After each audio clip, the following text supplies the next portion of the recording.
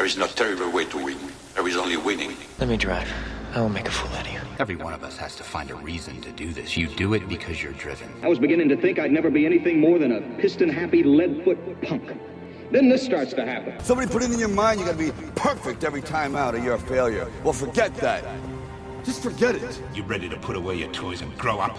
Are you ready to make more money in 1 year than your father made in his whole life? Are you ready to become a real race car driver? When I won it was probably the last time I ever felt pure victory. Because I'm quicker than all of you. And if you no longer go for a gap that exists, you're no longer a racing driver. Well, hell, isn't that what we're in this for? To stare death in the face and to cheat it? I mean, come on, there's nobility in that. It's like being knights. No pressure, nobody breathing down my back, just driving because I left it pure. A lot of people go through life doing things badly. Racing is important to men who do it well.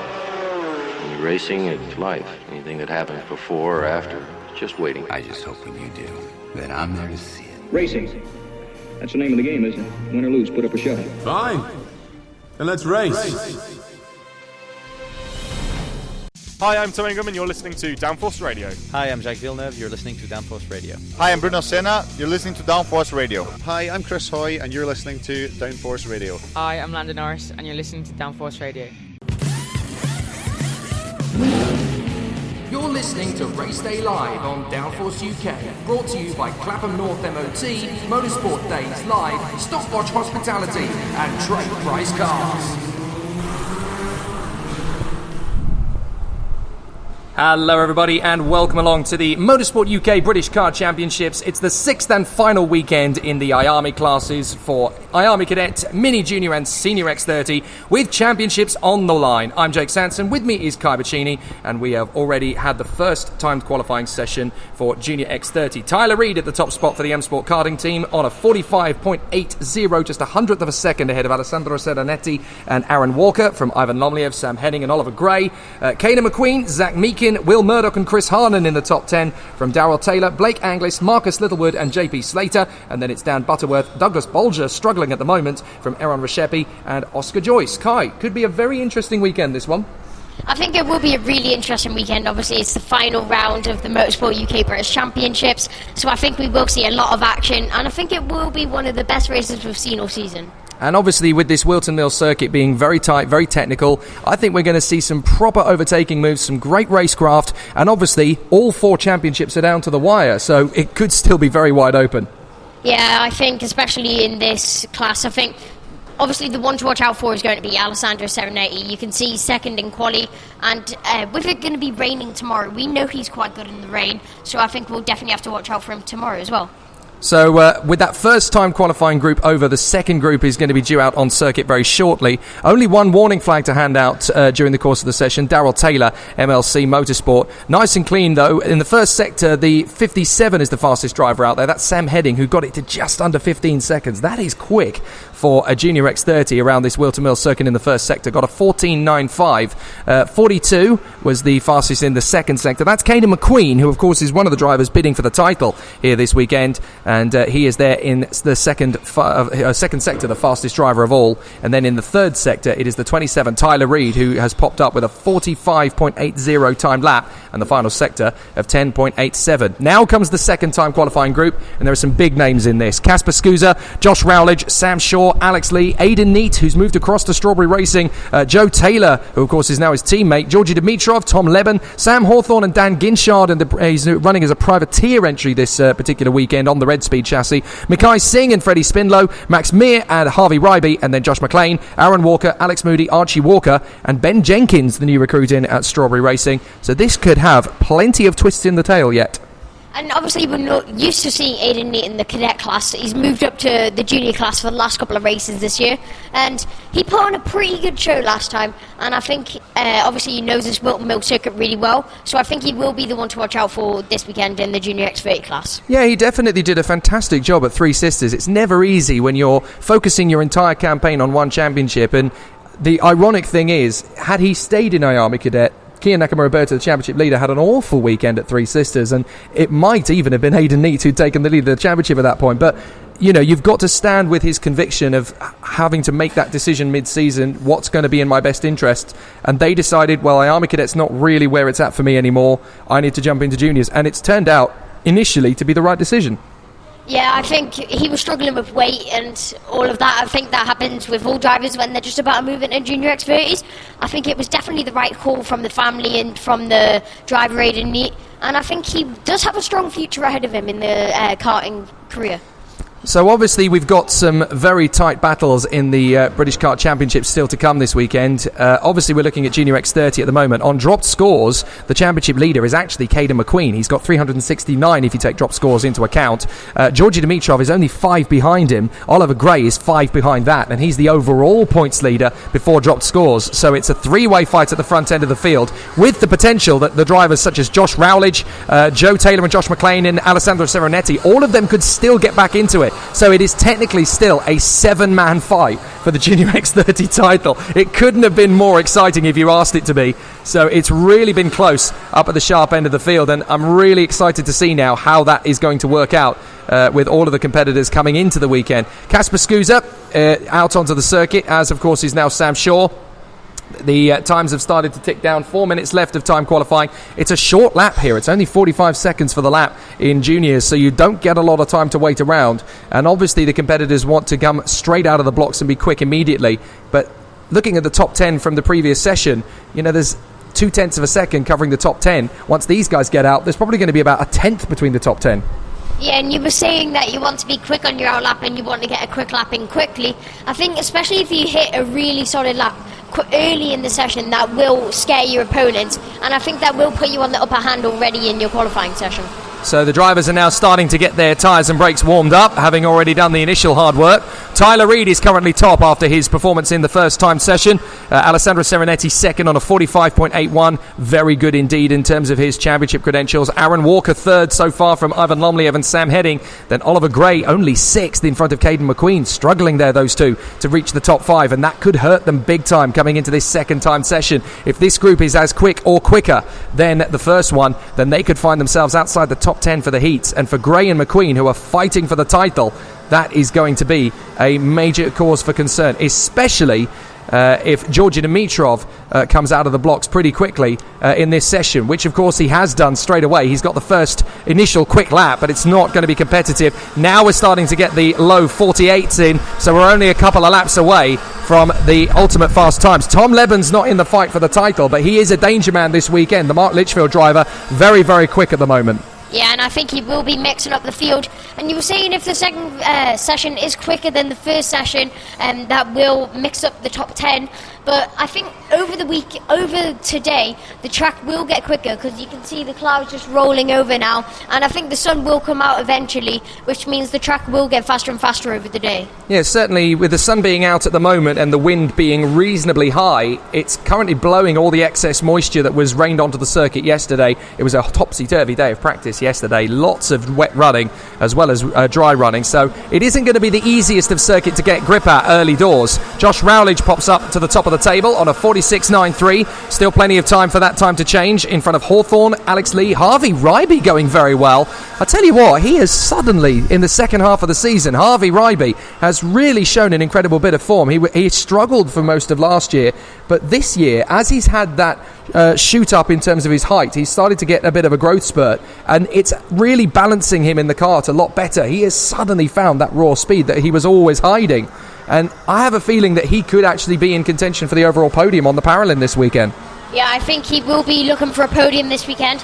And we were saying that we were looking out for Aidan Neate. Aidan Neate's looking like he's struggling a little bit right now. 6/10 off the fastest first sector, and I think he was 2/10 off in the second sector. But as we see Archie Walker go quickest, no, who's talking about Archie Walker? It's Samuel Hawthorne who goes up at the top really quickly from Tom Levin and Daniel Ginchard. Daniel Ginchard, we haven't really talked about him much as he gets taken out by Georgi Dimitrov, who goes up into third position. Daniel Ginchard, he's been a little bit quiet over the season, but he's looking strong around his home track. Yeah, he's definitely one of the drivers to watch for, Dan Ginchard. He's had plenty of speed, raw pace, and he's got great racecraft. But he's been combining his British season with several campaigns out in Europe as well. And he's learnt so much over the course of this year. So Ginchard is definitely making big waves. I'm really excited to see where he ends up for the 2020 campaigns.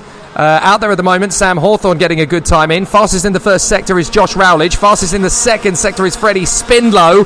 as across the line, Ginchard goes top, 46.21. Very quick lap indeed there from Ginchard. That's flirting with the top 10 overall, but they need to find a faster lap because none of these guys are currently in the top 10 overall, and the checkered flag is now out, so I think they might have left this a little too late to be competitive. They're all on their 6th flying lap, and they've got to hope that that's when the tyres really come into their own, because the checkered flag will come out this time by. They need to gain at least 0.4 of a second to be competing with Reed, Serenetti and Walker. This could be a real shock if these guys cannot come through in a competitive time compared to the previous session. Then the Junior X30's second qualifying session is going to be floundering down the order. Hopefully this is going to be the lap. 15.08 for Georgi Dimitrov in the first sector, and across the line Rowledge can only get a 46.22. Ginchard doesn't improve, but McLean gets a 46.15. Nobody's going to be in the overall top 10. Joe Taylor comes through. Freddie Spindler gets a 45.98. That puts him into 10th place, and that is the fastest time from the session. That is a real shock.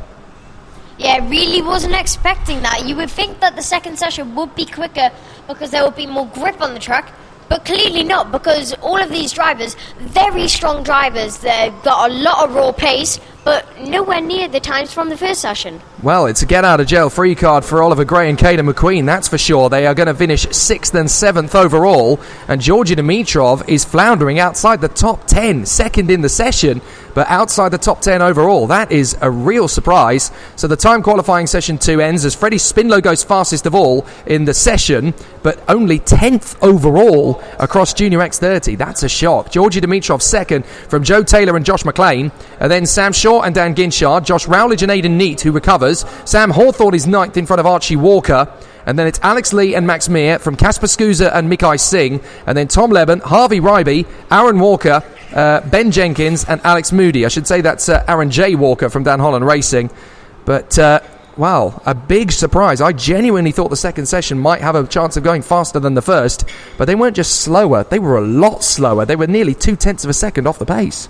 Yeah, they were way slower than the first session, and that's something we really wouldn't expect off the experience we've seen from other races. The second session is normally quicker than the first session, as I said before, because there's more rubbered in, there'll be more grip, it'll be faster. And I think the air temperature was a bit warmer for the second session, so that's a massive shock to us. Yeah, 16 degrees air temperature, it's absolutely right. And a big problem there for the drivers in that second session. And there are some big names in this one. You've got Spindler, you've got Dimitrov, Taylor, McLean, Sam Shaw, who's still going very well, Rowledge, Ginchard, Aidan Neat, who's still making that development, Archie Walker, who's had an amazing few 6 months. So it's been a real surprise, actually, to see some of those big names down the order. It's going to make the racing later absolutely astonishing. So the next one out on circuit is Senior X30. And again, that will be separated into 2 timed sessions. And this is, of course, the weekend where we could well see an absolute upset in Danny Curl sweeping the board and taking the title fight away from the other competitors in the field. We'll have to see how that works out. But it's going to be a really exciting session as we continue here at Whilton Mill. Hi, I'm Jack Villeneuve. You're listening to Downforce Radio. Hi, I'm Bruno Senna. You're listening to Downforce Radio. Hi, I'm Chris Hoy, and you're listening to Downforce Radio. Hi, I'm Landon Norris, and you're listening to Downforce Radio.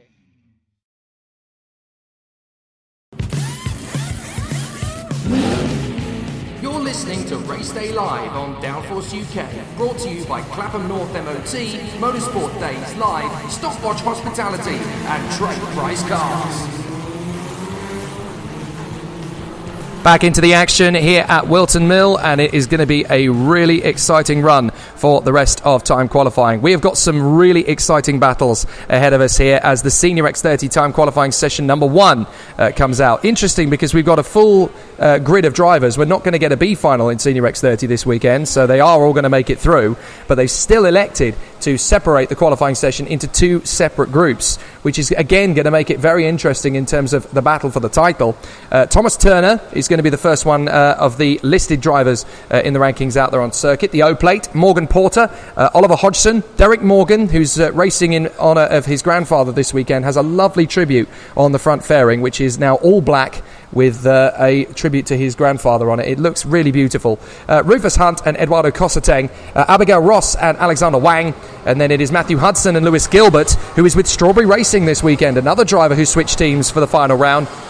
And then Ben Hodge and Reese Ushijima the American-Japanese star for Pierce Sexton Racing. And then it is Tom Nippers, Caleb Marshall, and the man everybody's keeping an eye on, the former world champion from 2017, Danny Curl, who is there with Jade, who, on dropped scores, despite missing the first round of the championship, still has a chance to take this British title. It is amazing.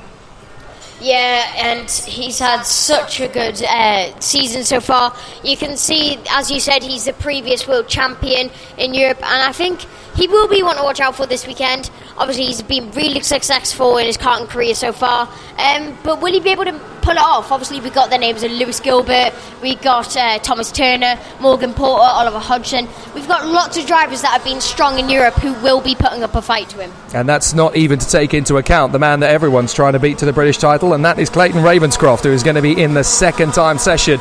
Abigail Ross goes to the top of the table for the first flying lap. The Scottish lady for Mick Barrett Racing in front of PF International's driver Oliver Hodgson, and Paul Fletcher himself is here. He's really determined to see if Oliver Hodgson can get the title or at least finish in the top three for the standings. Risa Jajima currently third in front of Caleb Marshall and Thomas Turner. Rufus Hunt is sixth at the moment, and then it is Eduardo Cosateng, the Filipino star for KR Sport, and then Lewis Gilbert, Danny Curl and Tom Nippers, and then we have Matthew Hudson from Morgan Porter, Alexander Wang, Ben Hodge and Derek Morgan, and that is only after one flying lap around the circuit, so we are going to see those times absolutely plummet. Based on what we saw yesterday, I think you can pretty much be sure we're going to see drivers hitting the 44s, maybe even the 43s coming into qualifying. It's a quick lap around here, so obviously the drivers will not want to wait around. 3.5 minutes of the time qualifying session to go, and the drivers are really starting to clock on a pace. But Oliver Hodgson at the top of the table for the moment until Thomas Turner shows up and bangs in a 46.6. But those times are going to absolutely plummet in the next couple of minutes. Obviously, Thomas Turner has owned the O plate for quite a while now. It was quite a big event, especially for the senior X30s. Lots of people wanting that event, but Thomas Turner shown that he is the stronger driver, picking up that plate that no one else has. But Oliver Hodgson, he came third last year, and I think as he goes quickest on the timing with Abigail Ross behind him, I think he will be wanting to finish at least third again. Yeah, it's an interesting situation because Hodgson has found himself to be one of the quickest drivers out there more than once this year, and for some reason the luck has just never quite gone his way. Morgan Porter gets to the top on a 45.77. He's another one we need to watch for. He's had an up and down season, but he's had plenty of fish to fry over the course of the year. The British campaign may not have gone the way he wanted it to, but he's got bags of confidence after being in the FIA karting paddock this year. I mean, he's been dueling with Lorenzo Travasanuto at Genk and Kristianstad. I mean, he's had an amazing season, and what a year it has been for Morgan Porter to really step into the international scene and prove what he can do in the OK category. Here in X30, he's still just loving life and wants to finish off his season on a high. So he's definitely one to keep an eye on. Abigail Ross is particularly quick this weekend. I'm very pleased to see the Mick Barrett Racing driver getting some fast times in. She seems to have really started to hit a bit of a developmental curve. She's now within half a second of the big times. Danny Curl, though, pops up to the top until, again, Thomas Turner brings in a 45.62 now. So the times are actually fairly comparable to that of the juniors. There's not a massive difference in terms of lap times. I thought there would be a bigger gap. No, there's not a massive difference, and I think that is because there's a lot of braking zones. Obviously, the seniors having to take the corners a lot slower than the juniors have to, and I think that will be where the seniors lose so much time to the juniors, and I think, obviously, in the straight lines through the fast corners, that's where the seniors will gain their time, but it's not that much quicker than the juniors. And as Matthew Hudson goes quicker out of nowhere, he's got Danny Kill behind him, who we said is going to be the man to watch out for. Yeah, here come the big times. 45.40 for Hudson for the Mick Barrett Racing team. Thomas Turner beats that at 45.26, so there's definitely more time to find in the session as Turner gets the first major fast lap in, and then it's Hudson, Curl, Porter and Hodgson, Cosateng, Hunt and Ushijima, Caleb Marshall and Lewis Gilbert from Tom Nippers and Abigail Ross, and then it is Derek Morgan, Alexander Wang and Ben Hodge. So they're all covered by about a second at the present moment, and there's still some great times to find. Even the corporate circuit next door, the drivers have wandered over to come and watch the British Championship drivers at work.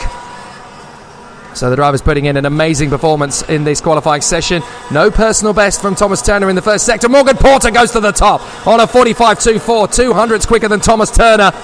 So that is a really strong lap. Interestingly, though, he has not set a personal best he's not set the fastest first sector of anybody, so it's still mighty close. Hudson is the fastest in the first sector, and then Morgan Porter gets the fastest in the first sector time, just to prove me wrong. And Thomas Turner, fastest of all in the second and third sectors. So Morgan Porter definitely on a bit of a rave at the moment, and he could even push to a 45-1. Going very, very well indeed. Time ticks down to 0, and now it's going to be the cut-off point. Let's see who comes in with the goods. Checkered flag is out. I think that Morgan Porter will improve on his lap. You can see he's wearing green and purple.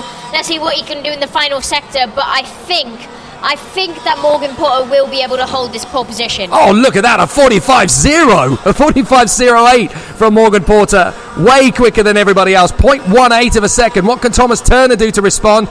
He's got the same second sector time, 45.26. He goes 100th of a second quicker. So that is amazing how quick that has ended up. And he's done it. He's managed to overtake Danny Curl. They've set the same time, but Turner's second fast lap is slightly quicker than Curl's. That's why he's able to get second place. But you can't separate Turner and Curl. This is going to be a close one this weekend. Yeah, and I think we've seen that once or twice over the weekend. For example, we've had Nathan Tye and Lewis Werrell getting the exact same time. And I think it will be interesting because lots of drivers are on the same pace this weekend. Yeah, it's very, very tight up at the top. Even in this sector, 14 drivers separated by 0.8 of a second. Looked as though Derek Morgan picked up a problem and had to bail out of his last qualifying lap. So a big problem there for Derek Morgan. And he sadly will now find himself languishing in 15th in the group and potentially towards the tail end of the field in the overall rankings. But it is a big shame. Morgan Porter, though, gets a 45.08. So if anybody wants to beat him, you've got to flirt with 44 seconds for the lap. Thomas Turner and Danny Curl, dead level on a 45.26 apiece. Then Matthew Hudson and Oliver Hodgson. Eduardo Cosseteng going well in 6th place. A whisker in front of Reese Ushijima. The top 7 covered by less than half a second. And then it's Rufus Hunt, Lewis Gilbert struggling at the moment. 0.52 off the pace. 9th in the group. And then Tom Nippers from Caleb Marshall and Abigail Ross, who's looking a lot stronger this weekend. Only 0.6 away from Porter. And then it's Alexander Wang and Ben Hodge. Always fascinating when we come through. Derek Morgan is there in 15th, a second adrift. But it's fascinating how every circuit we go to, the form changes. Drivers get a little bit of a sweet spot. They've improved in terms of their development. They are finding new pace, new confidence in themselves. And it's great to see a few drivers making progress. Look at people like Tom Nippers, the Welshman, Abigail Ross, the Scots lady. They are making big strides now, and they are starting to gain the traction. Where they were a good 3 or 4 tenths of a second off their normal pace, they're now within that half second, within that 6 tenths of a second of the guys up front. Great to see the level of development. Yeah, you can see the drivers just developing throughout the season. We saw them at the beginning of the season, maybe just trying to find their ground, and then there you go. Final round, we see Abigail Ross out of nowhere being like within half a second of the big boys, and I think she will be happy with that qualifying result. Yeah, when you consider that she's within a tenth of a second of the European Junior X30 champion from 2018, I think she'll be quite pleased with her performance there. She's done very well, as have plenty of the other drivers in the field. Ushijima and Cosseteng, there's nothing in it really between them, 0.05 of a second, and those are guys that are seriously starting to really make an impression in the British karting scene. So I think there's a lot more to come. 16 degrees air temperature, the clouds are still rolling over the circuit, so that could spice up the heats. Of course, we are live for the time qualifying and for the finals over the course of the day. Social media coverage through the heats, of course, as we get behind the scenes of the race action in the British Kart Championship. We're here with you over the course of the weekend, and this is the weekend, of course, that will decide the British Kart Championships in IAME Cadet, and then Mini, Junior and Senior X30 on the IAME weekend. And it is a fantastic paddock, so many great people, amazing teams. The professionalism at this level is really fever pitch. We have Formula 1 personnel, Formula E personnel in and out of the paddock every weekend. These are the guys that are going to make the future of motorsport. Yeah, I think the drivers come through the field, those are going to be the ones, the names to watch out for. The people who develop in this championship are going to be the ones to watch out for in the big names in motorsport. And I think we will see a couple of these names quite soon making their way up to the top of motorsport. That's it. You only got to go back about 5 years in the IAME category in Britain, and you've seen amazing drivers come through and are now in the Formula 1 paddock. I mean, Jahan Darawala was in the British Kart Championships 5 years ago, and now he's fighting for the FIA Formula 3 Championship this weekend at Sochi on the Grand Prix weekend. So the talent really does come through in this particular paddock, and they come from far and wide. So we're going to see some great drivers out there on circuit. The qualifying session begins, and we've got Rory Hudson, Alexander Patterson, Jensen Brown, Henry Ayres, Matt Armstrong, Archie Tillett, Jack Gordon, Josh Graham, Alex Pendlebury and Mario Ziletti Ryan Green, Cole Kilner, Thomas Fleming and Harry Barlow, Gus Lawrence and Callum Driscoll. And interestingly, well, I certainly haven't heard anything about it, but I don't see Clayton Ravenscroft. Neither do I. His name doesn't seem to be there. That's interesting. That will be really interesting in terms of the championship, because he was in the lead by 20 points in drop rounds, but then where is he this weekend? Well, that is a bit of a surprise. We'll have to go and do some digging, I think, as to figure out the reason behind that, because I certainly wasn't aware that he wasn't going to be there this weekend. So an interesting scenario already, but we will continue to battle and see how these things play out. But it definitely gives Danny Curl a great opportunity to take a stranglehold on the championship fight. However, there's still Thomas Turner and Gus Lawrence to consider, as well as Rory Hudson and Oliver Hodgson. Hodgson scored well at Three Sisters, so he's going to be one for the challenge. So the drivers coming through. Morgan Porter's the time to beat, 45.08, and then Turner, Curl and Hudson, with Hodgson, Kosateng, Ushijima, Rufus Hunt, Lewis Gilbert and Tom Nippers in the top 10.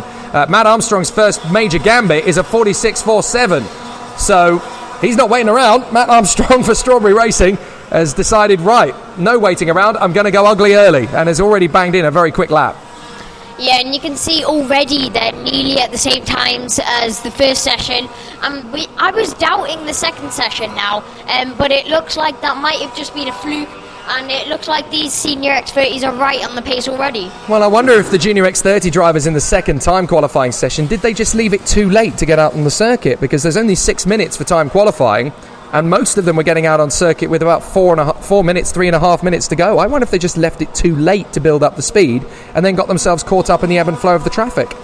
Yeah, I think that might have happened, because track evolution would have went down a little bit within the 4 or 5 minutes between the sessions, and especially including that time that they missed out of the session, the track would have lost a bit of heat, and if they hadn't went out straight away, I think they would have been on par with the other session. Yeah, the senior X30 drivers are definitely learning from that. They're already within 45.43. Gus Lawrence, goodness me, he pops up in 6th position overall and fastest from the session by 0.4 of a second. Rory Hudson's on a similar pace. He's actually gone the fastest of all in the first sector, so Rory Hudson has a chance to overtake Gus Lawrence. We've also got Cole Kilner running well on a 45.88. But Gus Lawrence, goodness me, he's just on a 14.82 for the first sector. Goodness me, he does not want to second guess this. Hudson does a 45.6, Matt Armstrong a 45.7. So they're already starting to push into the top 10 overall, and Gus Lawrence is in 6th overall already. Yeah, that's a really good performance from Gus Lawrence already. Currently third in the driver standings with drops, and I think he's only 6 points off of second place. Obviously, another 20 up to first position, but I think with Clayton Ravenscroft not being here, it definitely will be a close one, and I think Clayton definitely will be in trouble for this one. So it's going to be a very interesting situation, and we will battle away. I can't see anything on the official Clayton Ravenscroft Racing Facebook page that would suggest that he's not going to be here this weekend, so something must have happened. We will dig deep into that. But Gus Lawrence goes fastest of all. Look at that, a 45.07 already. We're in the final 2 minutes of time qualifying, and he's gone straight up to the top, faster than Morgan Porter. Incredible pace this early stage of qualifying. And we were saying that we were hoping, well, not hoping, expecting the second session to be slower. Clearly not. Gus Lawrence obviously proving us wrong, and improves again by, 0.06 of a second. I think he's going to be the one who will win in the senior X30s this weekend. Well, certainly looking that way. 45.01. Absolutely amazing. This is a very, very tight battle up at the front end. 0.36 now in front of Matt Armstrong. Hudson is third. Then it's Cole Kilner and Jensen Brown, Henry Ayres and Thomas Fleming from Jack Gordon, Archie Tillett and Harry Barlow. 0.8 of a second between those 10 drivers. Henry Ayres now moves up to 4th place in front of Cole Kilner and Jack Gordon. Hello to all those of you listening along. I know that Mike Yao over at Simply Race is listening to us.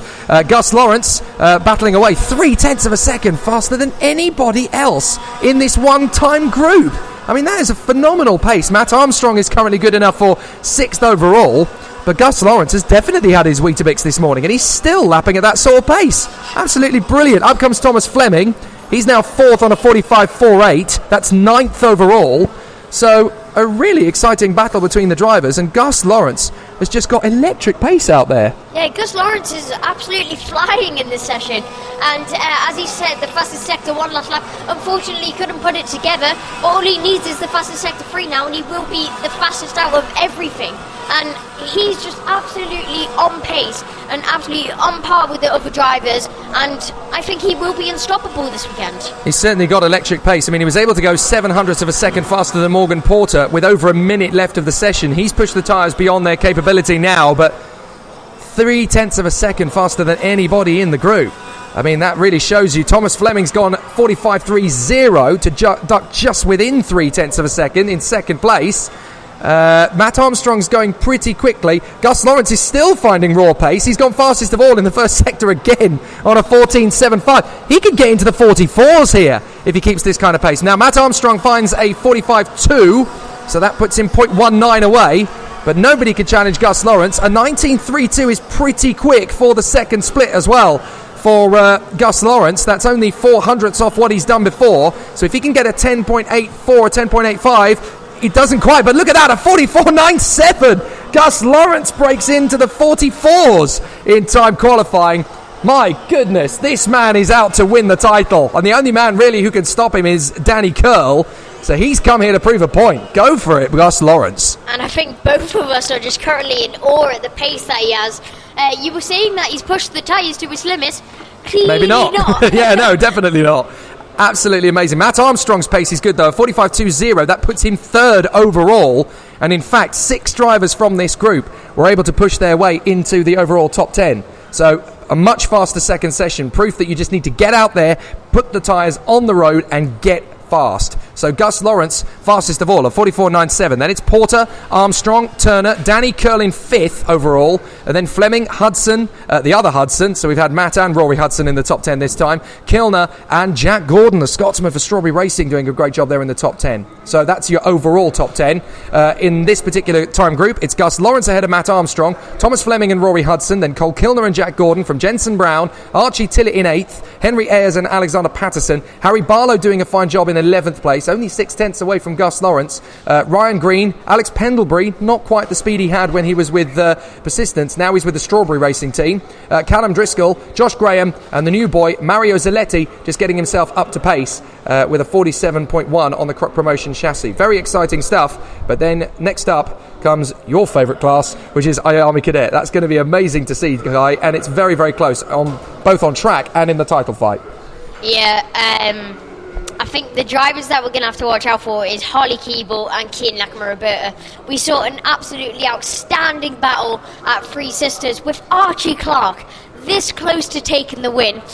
I think he might be the danger man around this track because we know he's good around Whilton Mill and we know he's got the pace. Yeah, there's 2 drivers in particular from that Fusion Motorsport fold that I want to keep an eye on this weekend, and that is Ella Stevens and Archie Clark. Both of them are within a hair's breadth of getting their first overall win in an IAME final in this British Kart Championship. Both drivers have made massive strides over the course of the season. Do you remember at the start of the year at PF International when they were knocking on the door of the top 10? They were reasonably quick, they had good one-lap pace, but they were struggling to hold the stamina in race finals. Now they are challenging the big guys. They are there with Keeble, they are there with Brandon Carr, they are there with Nakamura-Roberta. And so it's only a matter of time before those 2 drivers get themselves regularly on the podium. Next year is that's really their proper year in the Cadet Championship because they're both very young. You've got to remember that Archie Clark is still only 9, I think, and Ella Stevens is about to turn 11. So, the battle is still there for them next year to basically be the 2 drivers to go and dominate Cadet in 2020. Yeah, and I think they also do have a lot of competitors that are going to be coming through. For example, Macaulay Bishop, the privateer, who has shown absolutely outstanding pace over the series, picking up a win at Larkhall. And I think Ethan Jeff Hall, obviously he turned 11 at Three Sisters. Unfortunately, dropped back to that backpack when he was fighting up at the front. But I think Archie Clark, Ella Stevens, Ethan Jeff Hall and Macaulay Bishop are going to be the main ones to watch out for next year. To be fair, now that you've mentioned Ethan Jeff Hall, that is actually my championship favourite for 2020 because of just how big a development he has made over the course of the year. If he comes back as strong as he is this year at the end of the year into the beginning of 2020, Ethan Jeff Hall is going to be a very hard driver to beat in the following season. Cadet qualifying session gets underway, and the drivers out there at the moment are the O-Plate, Harry Junior Burgoyne, another driver who's been exceptionally quick this year, Maximus Hall, Vinnie Phillips, Brandon Carr, and then Harley Keeble, Mason Rudman, George Edgar, Sky Parker, Ella Stevens, Lewis Bird, Roman Kamyab, who's still only been karting for about 7 or 8 weeks. He's not been in the kart at all very long, and he's right up there in terms of pace. Eden Spanswick, Cian Geraghty, Joey Brown, and Lewis Werrell. So a very competitive field of drivers. That's a name you need to remember, Roman Kamyab. He's done an amazing job so far. In his 4th or 5th week of karting, he went over to the European Championships in Salisbury, and he was battling in the top 10. This is a kid who's got no experience at all compared to a lot of the drivers out there, and he's already able to mix it with the mid-pack in the field. That is an incredible amount of talent for somebody so young with so little experience. Yeah, he's been really quick, as we saw on practice day yesterday. Vinnie Phillips as well. I think he's strong around Whilton Mill from what I can remember, and he was strong yesterday in the wet and the dry, so I think he will be mixing up the field over the weekend, today and tomorrow, especially because we know he's going to be absolutely belting it down tomorrow. So I think me and Jake will be taking shelter in the cafe where we are right now. But Maximus Hall and Harley Keeble are obviously getting off to a good start already. Harley Keeble, as we said, he will be title contender. He will be looking for the wins this weekend. So it is going to be a very interesting battle. The competitors are going to work very, very hard. Harley Keeble and Maximus Hall at the front end of the field for the moment. Harry Junior Burgoyne goes top as they come across the line. Vinnie Phillips now goes fastest, a 54.70. Then it's Ella Stevens from Harry Junior Burgoyne, Brandon Carr and Eden Spanswick. And then we have Mason Rudman, who is going to be there in position. Lewis Werrell and Cian Geraghty, George Edgar, and then it's Harley Keeble down in 10th, but it's early doors. That's not going to cause much of a problem for the drivers just yet. There are still going to be some difficulties for a couple of the drivers out there on the circuit, so we will continue to see how the session unfolds and develops.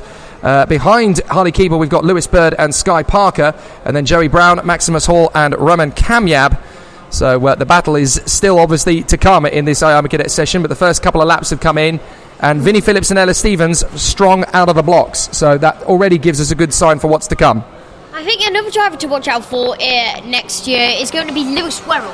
So he's currently 10th in the championship, but he came from absolutely nowhere at the beginning of the year. He was back of the mid-pack, front of the backpack, but now he's easily top 10 every round, consistent results, and just based off his pure progression that he's made this year, I think he will be the one to watch out for next year. Yeah, Lewis Werrell's one of those drivers who's made a massive amount of development very quickly. So I think you're going to see some really good development from him as the winter season kicks off. He's going to want to continue to maintain that sort of pace. He'll be out of the club championships over the winter series, just trying to build that momentum, keep up that pace, keep up that speed. And there's a few drivers out there who will want to end this season this weekend, particularly on a high. I've got a feeling about Maximus Hall this weekend. His pace has been solid and very, very smooth over the course of the weekend thus far. So Maximus Hall's got a good chance here. The PMR driver program, Paul Munn, working very hard with him all the way through the course of the season. He's got good, solid pace as Vinnie Phillips goes top on a 53.79. Harley Keeble second at the moment from Harry Junior Burgoyne and Ella Stevens. Brandon Carr and Lewis Werrell. Then Maximus Hall and Cian Geraghty from Eden Spanswick, Mason Rudman and Lewis Bird. Then Sky Parker, George Edgar, Roman Kamyab and Joey Brown. And the gap between them is about 2 seconds. That's about what we expected it would be across the front of the field to the back. But we still got 1 minute and 40 seconds left of this IAME Cadet time qualifying session to come. Vinnie Phillips goes fastest of all in the first sector, 17.63. He is fastest in every sector except one, and that is the middle sector, where Harley Keeble has always traditionally been very strong. Yeah, Harley Keeble, I think he's very good around his corners in the tight and twisty section, which is the second sector, is where Harley Keeble is strongest right now. But who needs Harley Keeble to be quickest when you've got Vinnie Phillips? He's got fastest sector 1, fastest sector 2. Harley Keeble goes quickest, but Vinnie Phillips quickly denies his opportunity and goes quickest again. I said Vinnie Phillips is one to watch out for, but I seriously wasn't expecting this already. This kind of pace early on in the session is really encouraging for Vinnie Phillips. Harley Keeble is 0.02 of a second behind him.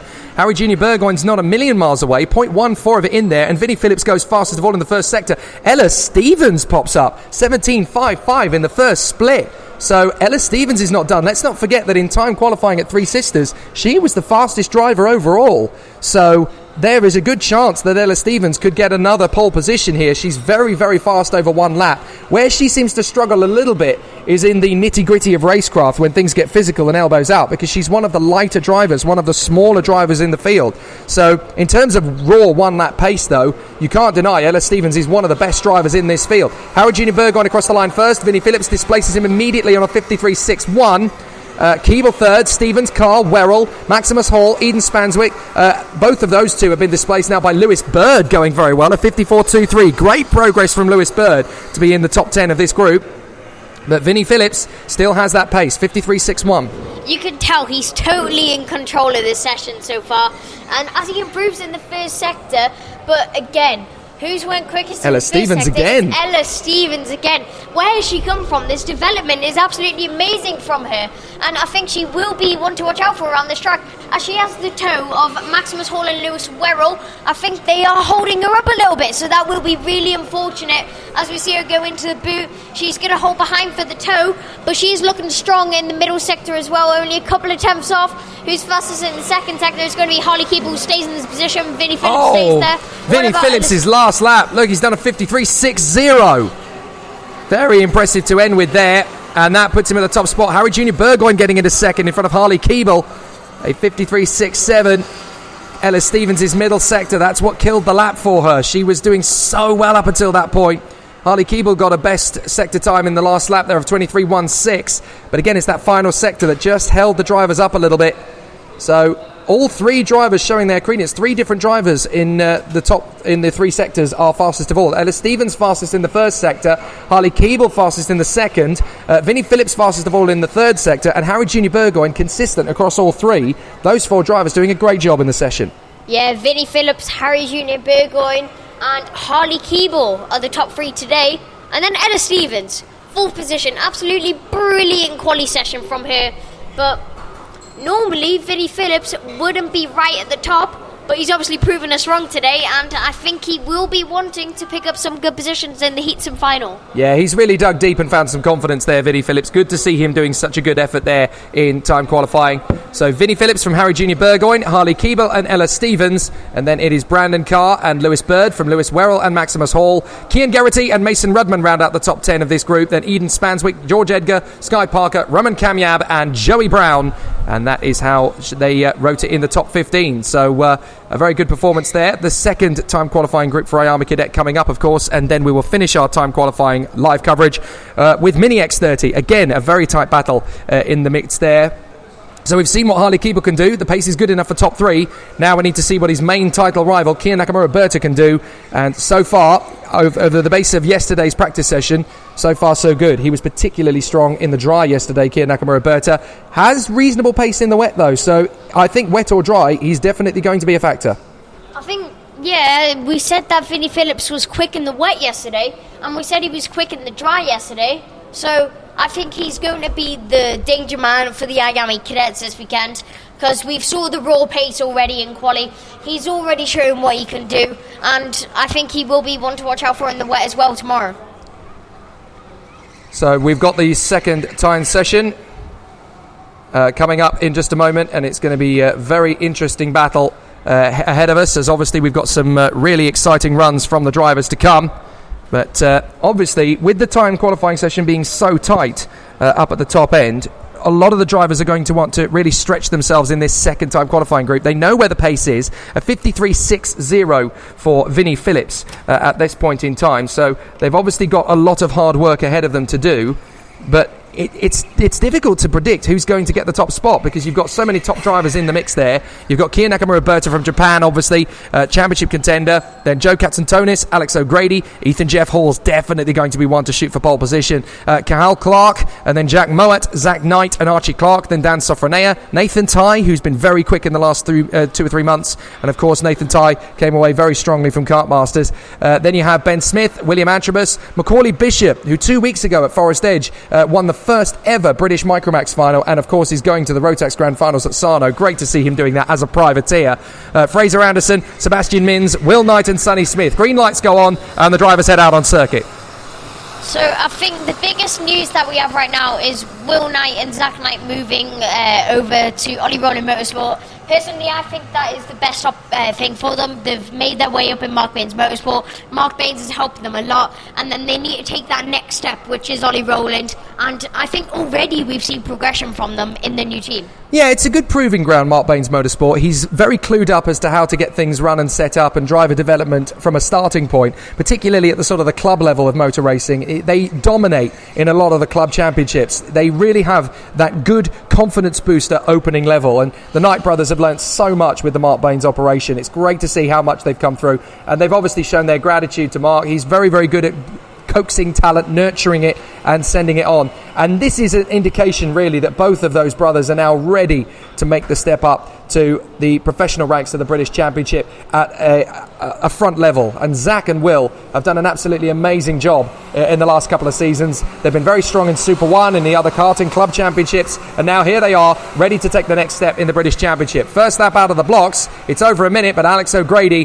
hits the initial pace with a 61.31. They've obviously got to find another 8 seconds before they're competing with the likes of Phillips and Burgoyne, but obviously that first lap, it gives you a confidence boost. It lets you know how quick you are at getting those tyres and brakes warmed up. O'Grady from Smith, Knight and Sofranea at the moment. Kia Nakamura-Berta in 12th place, Archie Clark 13th, Ethan Jeff Hall 14th, but they are doing the work they need to do to warm up the tyres and brakes. Somebody's obviously deciding to have a bit of a moment there with one of the metal contraptions in the circuit. I'm not quite sure what's going on there. Oh, it's the new lift, isn't it? We're in the bar here at Whilton Mill, and that's the lift that's squeaking away. So makes a bit of a noise. Where's the WD-40 when you need it? Honestly. Alex O'Grady, 4 minutes to go, and comes through on a 56.19. Now the times are going to start to tumble. Here we go. Sonny Smith comes through on a 55.82. We've neglected to mention Sonny Smith so far. He's one of those drivers who in one lap is one of the fastest drivers in the field, but he's had no luck in races at all. He's gone for a move here or there, and for whatever reason, it's ended up not working out. He's had raw luck. He's had a terrible time of it in terms of his momentum, but we know that Sonny Smith has the pace to win races. Yeah, definitely. Sonny Smith is definitely on the pace already. He's got that fastest lap already, and Ethan Jeff Hall, we were saying we need to watch out for him next season, but already he's making his mark.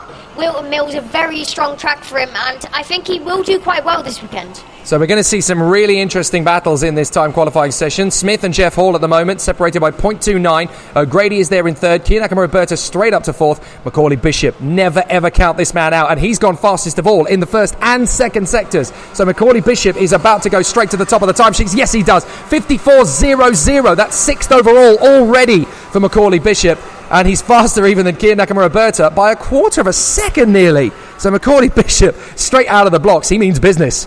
Yeah, he definitely does. The privateer making his mark. Who needs to be in a big team when you got Macaulay Bishop?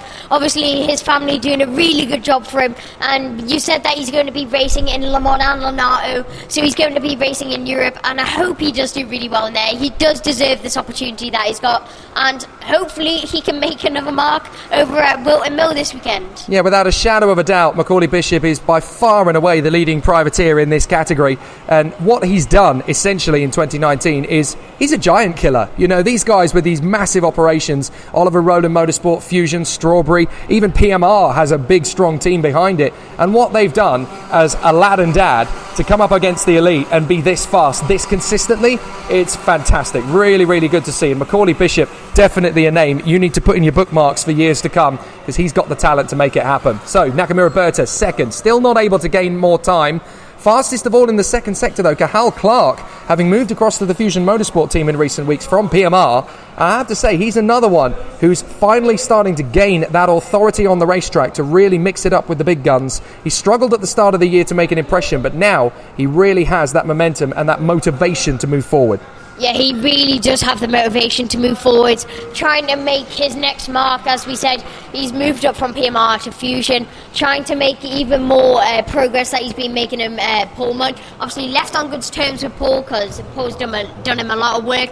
But Macaulay Bishop currently sitting sixth in the standings, but he's setting up a purple sector one. He's just proven that you don't need the money, you don't need the team, you just need Macaulay Bishop. Sonny Smith has beaten him by just 1/100th of a second, 53.99. and that means that we've now got 4 drivers from this session in the overall top 10. Smith, Bishop, Nathan Ty, who's leapt up to 3rd place now, and Ethan Jeff Hall, who has come up to 4th place. Both of those two, Ty and Jeff Hall, on a 54.04. 0.05 of a second between those 4 then, and with 45 seconds to go. Very, very tight. Yeah, I think there will only be one more lap. And as we can see, who's got the toe on Macaulay Bishop? It is Kane Nakamura. He's obviously rolled back to get the toe on Macaulay Bishop. Macaulay Bishop is being caught out on that strategy. And as you can see, he sets the fastest sector one anyways. He doesn't care about that. And he still wants to get that fastest lap. Well, Nakamura Berta's not had a great second sector. 23.7 for him on that second sector. So he's made a mistake somewhere along the line. So he's only going to have one more lap as Bishop gets a 53.91. And Sonny Smith pops up on a 53.94. Archie Clark and Joe Katzentonis have both overtaken Kier Nakamura Berta now. A real problem for the Japanese star as he slips out of the top 6 in this session.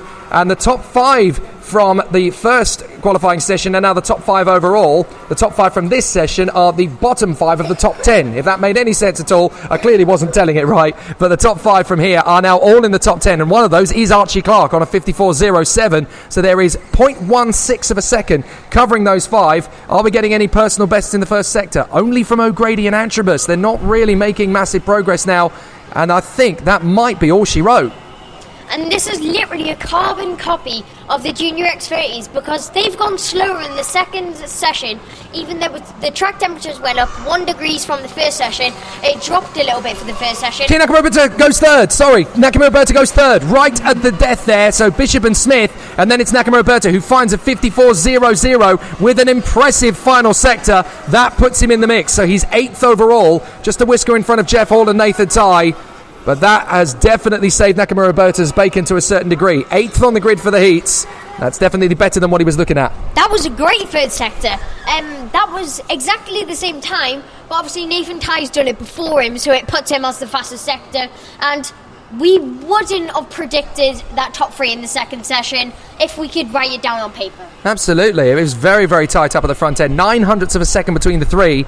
But yet again, the privateer, another giant killing opportunity there for him. Macaulay Bishop, fastest of all in the second time qualifying group from Sonny Smith and Kier Nakamura Berta. Ethan Jeff Hall and Nathan Ty in the top 5. And all 5 of those follow in behind Phillips, Burgoyne, Keeble, Ellis Stevens and Brandon Carr from the first qualifying session. Then behind them it is Archie Clark in 6th of the session from Cahal Clark and Joe Katzentonis. Great work from him actually in 8th position. Sebastian Mins and Will Knight, the fastest of the Knight brothers again. Zach's going to be irritated. Alex O'Grady and Zach Knight from Dan Sofronea and Will Antrobus. And then it's Jack Moat, Ben Smith and Fraser Anderson still making that developmental track from Bambinos up into the IAME Cadet. But a great performance again from Macaulay Bishop. This kid has definitely got bags of talent. Yeah, absolutely brilliant drive from Macaulay, and you cannot put him down. His feelings will be up through the roof. But I've got to do hats off to Joseph Katzentonis. He had that crash yesterday down there, came out of the car, but he has came back stronger, and he's came back with the confidence that he's built up, and he has proven what he can do. Yeah, it's going to be a very interesting set of IAME Cadet races over the days. The finals in particular are going to be one to watch this weekend. We're going to be doing live coverage of each of the finals of each of the classes from today and from tomorrow, of course, as well, here on Downforce Radio. And it's going to be a really exciting battle as we continue on into the qualifying session for Mini X30, which again has a nail-biting title fight. 3 drivers effectively up for the crown in this one, and it's a mighty, mighty close battle in that Mini X30 fight. You've got Oliver Greenall, the serial race winner for Fusion Motorsport, Theo McCurris, the man who never ever backs down from the fight. But then you've also got the likes of Bart Harrison and Jessica Edgar, who the latter of those drivers in particular, Jess Edgar, was dominant at Three Sisters, won everything in terms of the finals, a full maximum score from her.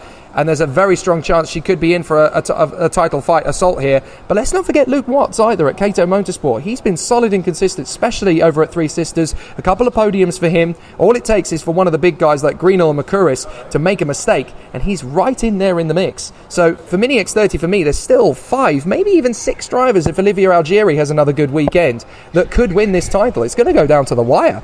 Yeah, as you were saying, Luke Watts has been driving really consistently, and he really has. He's been keeping the results coming, top 10 consistently, and I think if I had to put my money on someone around this track, I'd have to put it on Jessica Edgar, just off her raw pace that she has shown.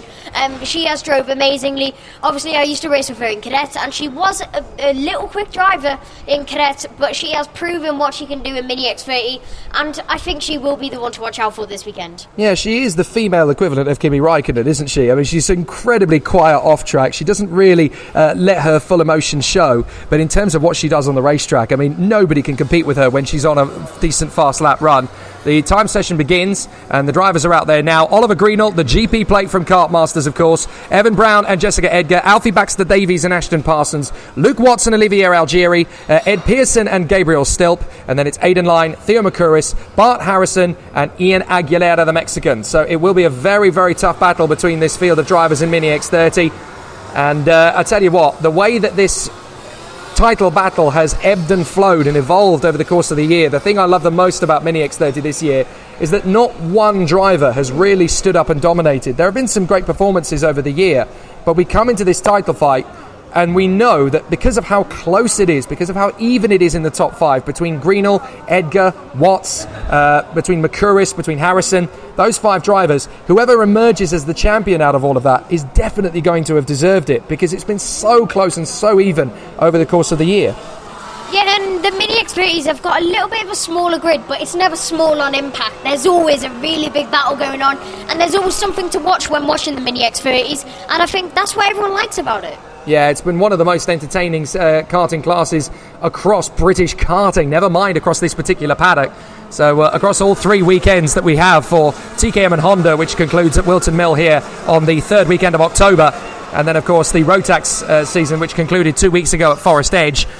This is one of the most competitive classes out there in Mini X30. Ed Pearson comes straight out of the blocks with a 55.24. That's only for the first flying lap. We're going to see times probably in the 46s, I would say. Maybe even a push towards a low 45. A high 45, sorry, is going to be the target that these Mini X30s want to do. And that, of course, is down to the fact that with this short circuit, 1,190 metres, of course, and as you mentioned before, those heavy braking zones, it kind of dissipates the level between the different karts out there. They're exactly the same chassis, of course, as Junior X30. It's only the difference in power output that really separates Junior and Mini X30. So in terms of the speed that they can get up to, the lap times are not going to be massively off the pace of a Junior X30. Yeah, it's not going to be a massive difference. All they have is a bit of a smaller restrictor, and I think that what is the time difference. As you can see, they're really not that far off the time with a 49.5. It's really not that far off. Yeah, we'll expect them to get down to at least a low 47, maybe a high 46 by the time the qualifying session ends. So they're only about a second away from the pace of a Junior X30. And that really is a real indication of how good a proving ground this category really is, because it prepares you, it sets you up for the big boys. Aidan Lyne, another driver who's had a really strong end to the season. His pace in qualifying at Three Sisters was phenomenal. To see him go second overall after the kind of season he's had, it really does show. You know, Aidan Lyne is one of those drivers who never really gives up. He's always dug deep and found the motivation to push further forward. Theo McCurris, though, comes out with the first big lap of 48.63 in front of Luke Watts and Jessica Edgar. Well, you mentioned it. She's going to be quick, and she's proved it. 48.54, fresh out of the blocks there from Jessica Edgar. She's absolutely mighty when she's got the know-how.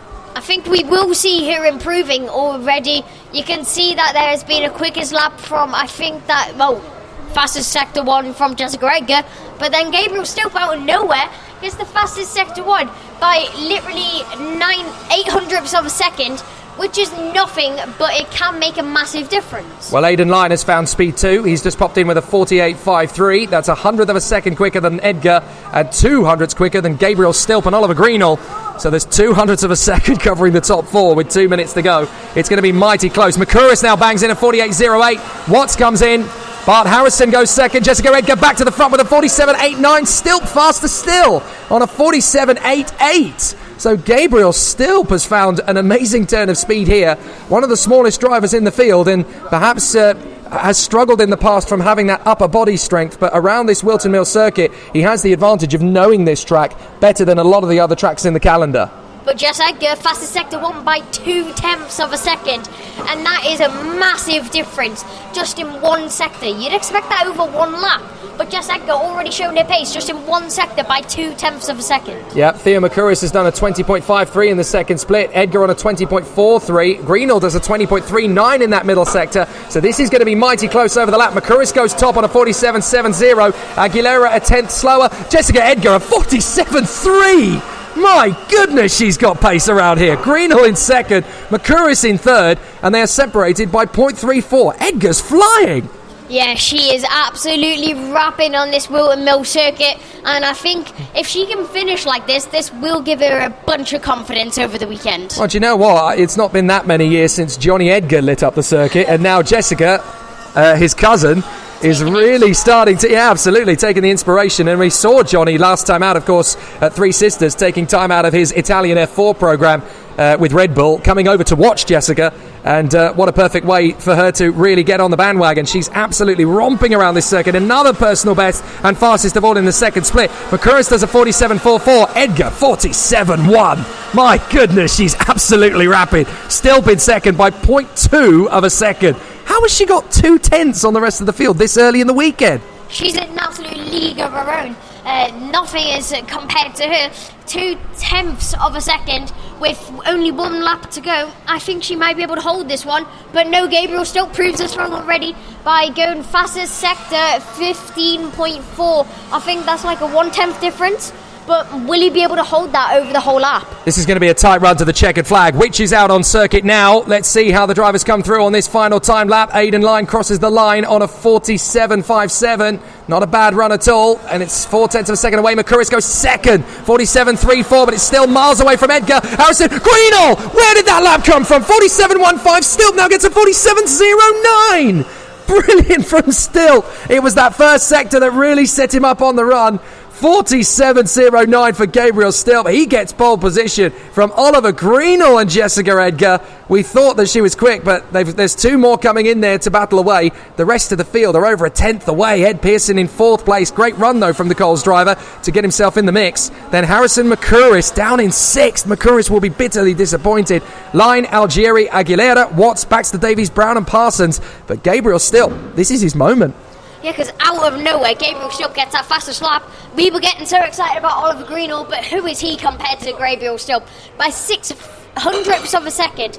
That is literally nothing between the two drivers, but that can make the difference, and qualifying, that 0.06 is what it's all about. Gabriel Still's come a long way in 18 months when he was a rookie in the IAME Winter Cup in Valencia in Spain 18 months ago to really make his first steps on the international karting world. Now to come here, back to the British Championship in Mini X30 and bag his first pole position. He's going to be riding the crest of confidence. We are in for some great races today.